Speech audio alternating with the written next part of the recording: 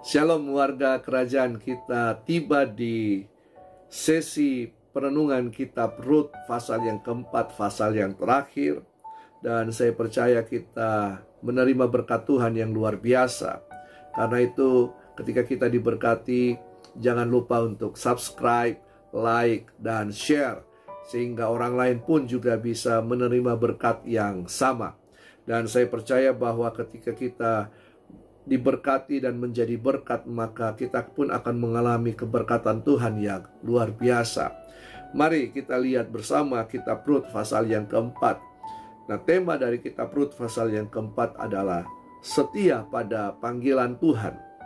Mari kita lihat Rut 4 ayat yang ke-14. Rut pasal 4 ayat yang ke-14 berkata, "Sebab itu perempuan-perempuan berkata kepada Naomi, terpujilah Tuhan yang telah rela menolong engkau pada hari ini dengan seorang penebus.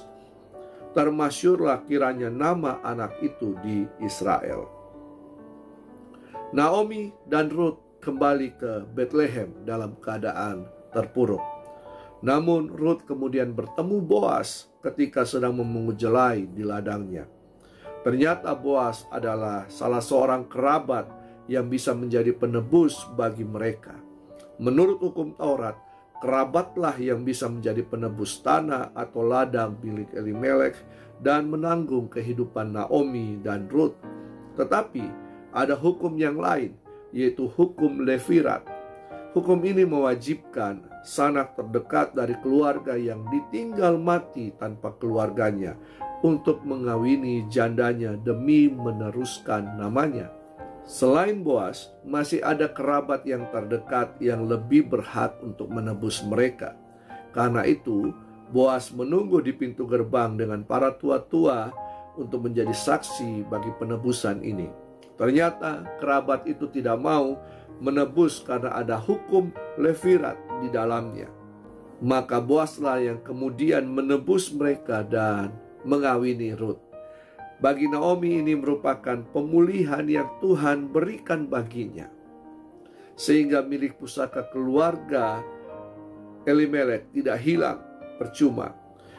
Dan bagi Rut ini merupakan jawaban dari tindakan imannya.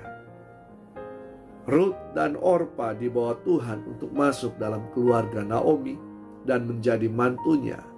Ketika mereka menjadi janda, Rut tetap setia pada panggilannya dan tidak meninggalkan Naomi, tetapi ia malah memperkuat kepercayaannya kepada Tuhan, Allah Israel.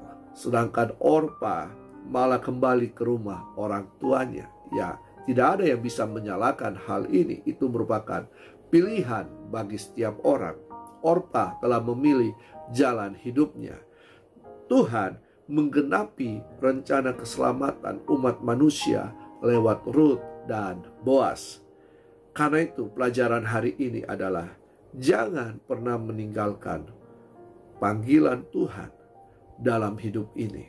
Sebab akan ada kebahagiaan ketika panggilan itu digenapi. Warga kerajaan, jangan pernah tinggalkan panggilan Tuhan dalam hidupmu. Walau hidupmu sedang berada dalam keterpurukan, sebab akan ada kebahagiaan ketika panggilan itu tergenapi. Tuhan Yesus memberkati dan sampai jumpa di seri perenungan kitab-kitab berikutnya.